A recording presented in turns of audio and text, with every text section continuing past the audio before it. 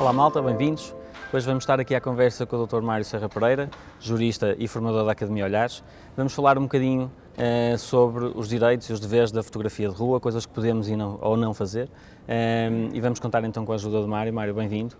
Muito obrigado por ter aceito o nosso convite. Para sabermos então o que é que nós podemos fazer, se podemos fotografar pessoas, se não podemos, temos que pedir autorização, essas coisas todas. Mário, podia-te então se calhar que nos desse um pequeno contexto geral, se calhar daquelas situações menos positivas, daquilo que nós não podemos mesmo fazer, e se calhar a partir daí começamos depois com algumas perguntas, vemos alguns casos práticos de algumas imagens e vamos desenvolvendo.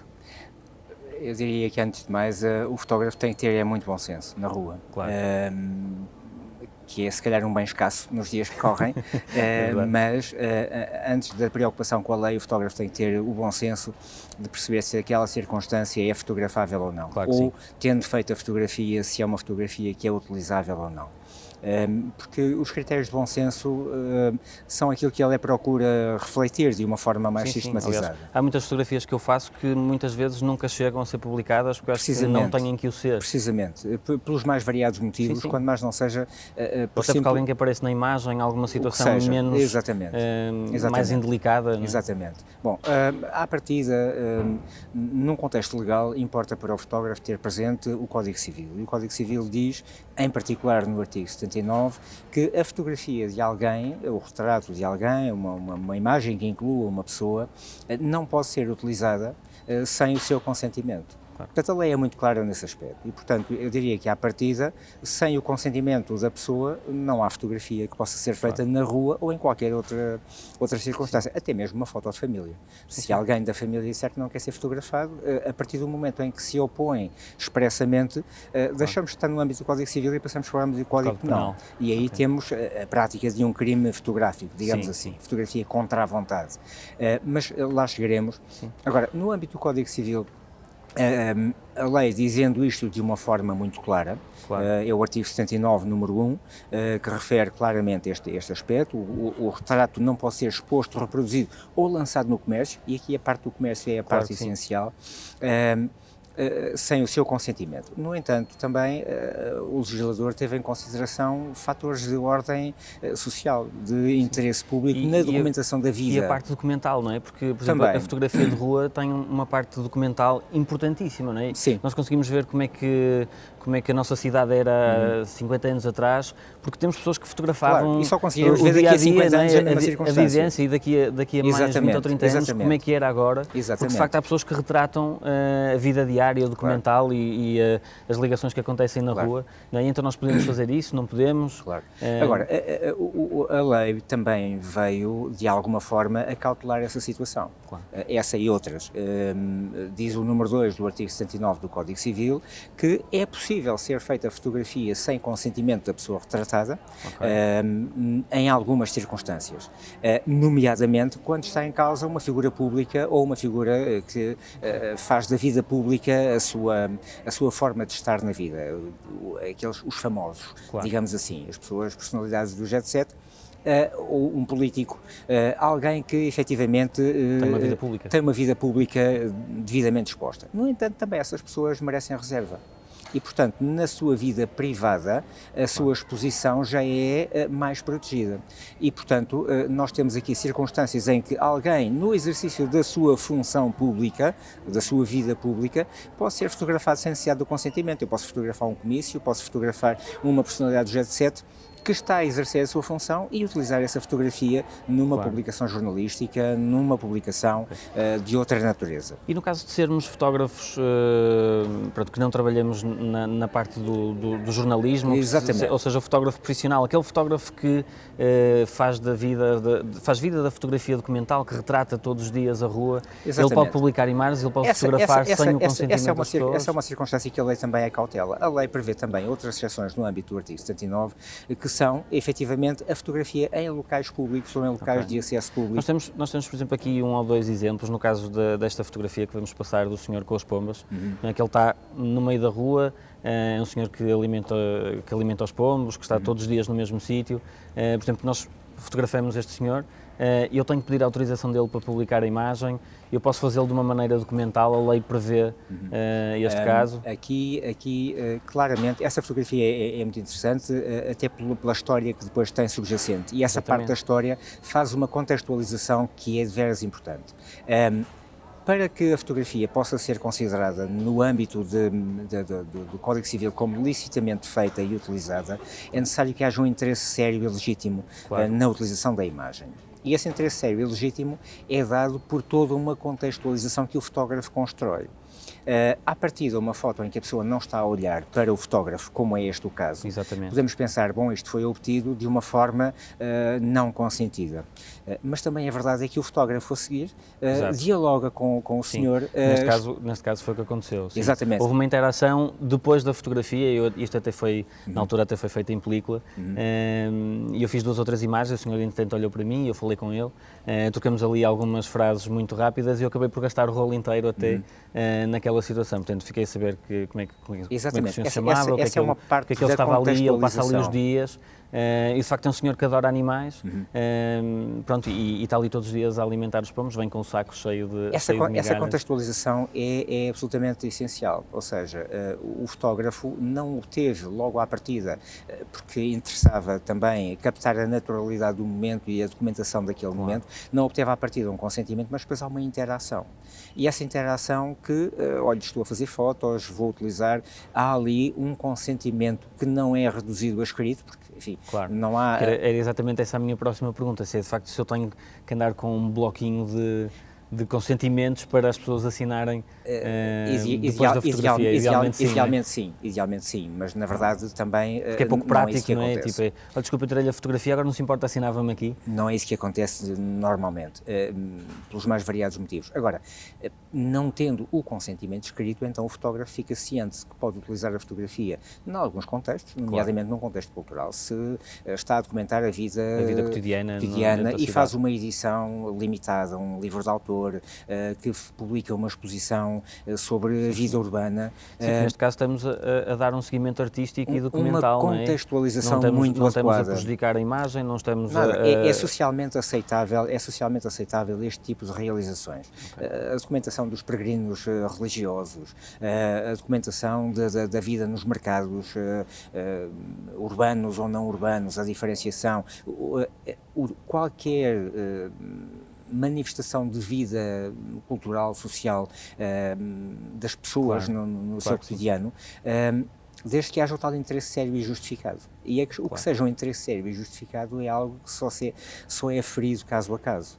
Ora bem, e para isso o fotógrafo precisa ter ali muito cuidado. A lei também tem que ser vista, não é? Tem que ser vista sempre, não há uma resposta linear para todas as imagens. Não há uma resposta linear. Portanto, temos que ter primeiro em conta o nosso bom senso, claro. Né? Ver aquilo que fotografamos, ver se não há nada que possa ter um contexto negativo dentro da imagem e depois perceber então como é que nós podemos publicar. Não é? E temos que ser bem explícitos e saber exatamente onde é que vamos usar aquela imagem e da maneira que vamos usar. Não é? Parte do fotógrafo a credibilização do trabalho e a dignificação da pessoa. Se o fotógrafo tiver sempre em conta a dignificação da pessoa retratada, quer ela tenha olhado e consentido, quer ela tenha ficado alheia ao momento fotográfico, se estiver ali dignificada a pessoa que foi retratada, à partida da utilização é uma utilização razoável e socialmente aceitável. Eu vejo isso, por exemplo, no meu caso, se eu fotografo alguém na rua, é por facto que aquela pessoa, para mim, tinha algo especial que as outras pessoas à volta não teriam outras coisas certamente, mas aquela, de facto, chamou-me a atenção. Portanto, quando fotografo é porque eu realmente gostei de alguma coisa naquela pessoa e achei que aquela pessoa era especial, tinha algo que as outras não tinham. Portanto, quando vou fotografar, e eu costumo dizer isso até nas aulas, eu nunca tive nenhum problema na rua, se calhar porque sou muito sincero quando fotografo as pessoas e sei que não vou fazer nada de mal, nem quereria em qualquer situação. Essa é outra parte da credibilização que não tem a ver com a fotografia. Quando um fotógrafo está na rua, tem que ter preparado uma história para contar. Porque é que está ali? Sim. Não pode hesitar, não pode ter dúvidas sobre o que está a fazer, porque sabe que o que está a fazer é legítimo ou enfim, será razoavelmente aceitável. Eu costumo dizer sempre até aos meus alunos, se vocês vão fotografar aquela pessoa, é muito legítimo ela perguntar-vos, mas então porquê é que me tirou uma foto? Se a pessoa hesita, se não sabe... o mais sincero possível, que é, eu fotografei por isto. Claro. E quando isso acontece, e por isso eu digo sempre às pessoas, epá, não tenham medo, desde que vocês não estejam a fazer nada de mal, vocês vão ver que as pessoas estão muito mais abertas do que aquilo que acham que E eventualmente possam dá estar. para gastar o resto do rolo, não é? Exatamente, Como foi o caso, não é? e dá Pronto, para gastar no o fundo- resto no do fundo é rolo, um e às vezes pouco isso, acontece-me até situações engraçadas em que eu fotografo uma pessoa, mas ele está acompanhado, e depois acabo por fazer imagens a toda a gente. Claro. E, Isso é o que de faz facto, toda a diferença. não costumo ter, e acho que até hoje nunca tive nenhuma situação que escalasse, por exemplo, na rua. Claro. E as pessoas perguntam, mas nunca tiveste nada? Eu disse, pá, não, nunca tive, porque eu sou muito sincero, que é, eu fotografei porque eu queria de facto fotografar esta pessoa e digo-lhe o porquê. Se estiver a fotografar em digital, mostro-lhe a Mas já imagem. teve alguém que lhe pedisse para apagar fotografias, por exemplo? Curiosamente, não. Porque também faço aquela coisa que é importante, ou pelo menos do meu ponto de vista que é quando eu vou fotografar, e por exemplo nós temos aqui uma imagem deste género, em que a pessoa levanta a mão e coloca a mão em frente à câmara, ou levanta um jornal, que é o caso da imagem que nós temos aqui hoje, eu ou não fotografo, ou então já nunca vou usar essa imagem e vou apagar. Por exemplo, a imagem que nós temos aqui hoje, como foi em película, eu não podia apagar o negativo, Claro, mas é um naturalmente. negativo que vai para o lixo, que nunca vou Claro. utilizar. É- E neste caso as pessoas às vezes, eu acho que eu tenho que perceber, ok, se há uma manifestação da pessoa em não querer ser fotografada, então eu não fotografo. Se a pessoa me diz, eu não quero, ou se eu levanto a câmara... A partir do momento em que a pessoa se opõe de alguma forma, seja naquele momento a ser fotografada, como é o caso da imagem do jornal, em que a pessoa claramente não quer ser fotografada, ou se põe uma mão na frente, ou se, tendo sido fotografada, percebe a posteriori que foi fotografada e se diz que não quer aquela imagem, o fotógrafo deverá eliminar essa imagem. Se for em rolo é mais complicado, mas o fotógrafo não pode. Porquê? Porque a partir do momento em que fotografa contra a vontade ou utiliza a imagem contra a vontade, a partir daí é crime. E podendo haver, dependendo obviamente de queixa, porque é um crime, enfim, que depende de queixa, mas pode haver uma queixa e o fotógrafo pode ver-se a braços com a lei penal. E não é apenas já um problema de indemnização, é um problema de aplicação da lei penal, que é penalizado, tem uma moldura penal que pode ir até 1 ano de prisão. Portanto, É importante aqui se calhar também vermos que nós estamos a falar relativamente a Portugal, não é? Porque noutros países a lei muda completamente. Aí eu diria que é de bom senso também, quando a pessoa vai para um país estrangeiro, que tenham a noção do que é a prática fotográfica nesse país. Se pode fotografar... simplesmente não se pode, não é? Claro, não se pode, até seja pessoas ou seja coisas. O terrorismo e a pedofilia vieram mudar o paradigma da fotografia. Sim, aliás, eu no outro dia até estava a ver um pequeno documentário, pronto, alguns fotógrafos que vou seguindo no YouTube, em que eles, agora é muito moda levar as câmaras de filmar agarradas à câmara fotográfica, e ele estava a fotografar numa rua e de repente vieram 2 polícias ter com ele e pediram-lhe para ver as imagens e perguntavam-lhe porque é que ele estava a fotografar o edifício, que era uma das perguntas que eu tinha para lhe fazer. Não é? Se não houver pessoas, nós podemos fotografar à vontade, não podemos fotografar à vontade. Há situações onde podemos ter na mesma problemas. Pelo aquilo que eu vi do vídeo, se calhar sim, não é? Porque neste caso ele foi abordado pelos polícias e quiseram mesmo ver o que é que ele tinha, o que é que ele estava a fazer, porque acharam suspeito neste caso. Não sei se o edifício... E o fotógrafo nessa circunstância deve ter uma atitude colaborante, porque é a única forma de tentar desbloquear o problema. E de resolver o problema logo, não é? Em rigor, e eu vou falar apenas no que diz respeito à lei portuguesa, em rigor, apenas um agente da autoridade pode tomar determinado tipo de iniciativas. Apreensão do material, do equipamento fotográfico, o pedido de identificação, a condução à esquadra, apenas um agente da autoridade pode fazer isso. Mas também é verdade que um segurança privado pode, em situações limite, imagino que viu captar uma imagem que claramente é ilícita, fotografou a intimidade de alguém e que há um perigo de fuga, o segurança pode exercer ali a retenção da pessoa pelo tempo necessário até que chegue um agente da autoridade. Pronto. Mas, em condições normais, o agente de segurança privado apenas pode conter a situação e não tomar esse tipo de iniciativas. Sim. Apagar as imagens só com uma ordem judicial. Mas pode mandar o bom senso que o fotógrafo apague as imagens no momento. Era isso que eu ia dizer. Neste caso, se calhar, para eliminar logo, para não chegar a haver problemas, não é? Exatamente. Devemos ter sempre essa... há um conjunto de limitações que o fotógrafo precisa ter em consideração quando anda a fotografar na rua ou em locais públicos ou em locais de acesso público. A simples propriedade privada, e não precisamos ter aqui em consideração edifícios sujeitos a medidas de segurança, quartéis, instalações militares ou outras, não precisamos chegar a esse ponto, porque aí pode estar em causa, por exemplo, a segurança nacional. Claro. Mas a simples propriedade privada, eu como proprietário de um edifício posso entender que não autorizo a captação de imagens da minha propriedade, claro, do meu animal, do que seja. Sim. Mas e se essa imagem foi fortuita, se é enquadrada num plano mais alargado? Bom, tem que se ver caso a caso. Agora, a pedra de toque nesta matéria toda, seja para fotografia de pessoas ou para fotografia de objetos ou do que quer que seja, a pedra de toque é sempre o lado comercial e a utilização que venha a ser feita da fotografia. Uma utilização comercial carece sempre, invariavelmente, de autorização. Seja do retrato de alguém, seja da fotografia de um objeto, algo que seja propriedade de alguém.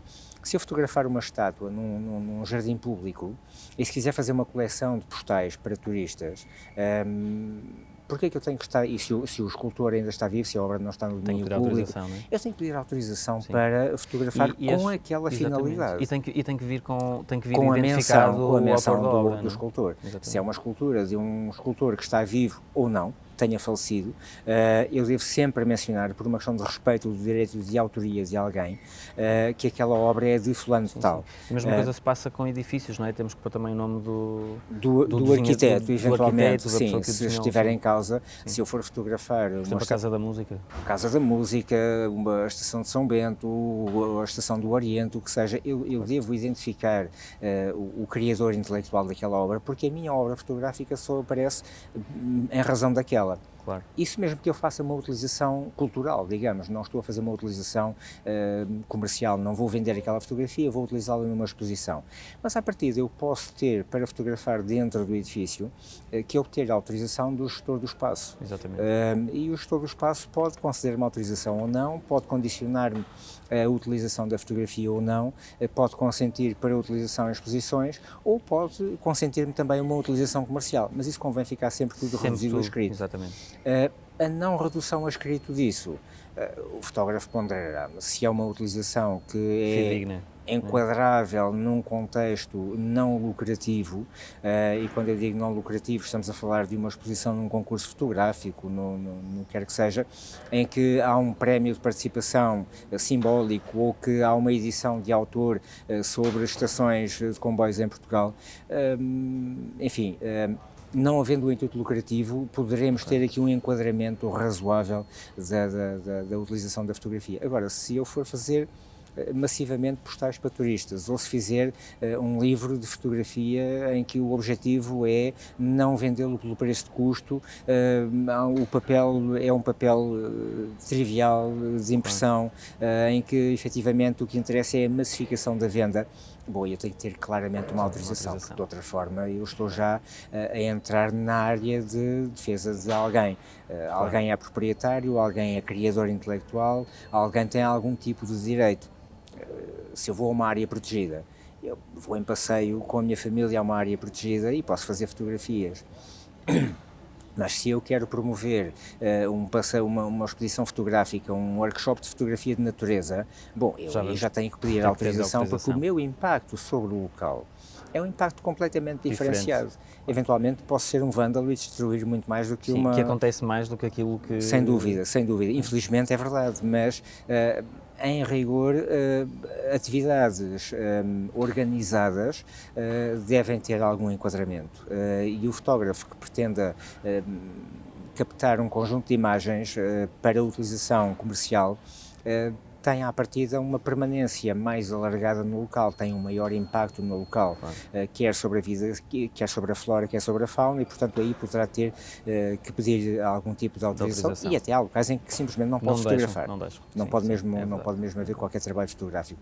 Portanto há aqui um conjunto de preocupações que o fotógrafo tem que ter, mas lá está, sobretudo se houver aqui um interesse comercial nas imagens. Malta, hoje vamos ficar por aqui. Já viram, temos dicas preciosas, não percam o próximo episódio, vamos estar novamente à conversa com o Mário. Fica à vossa espera, até lá, um abraço. Obrigado.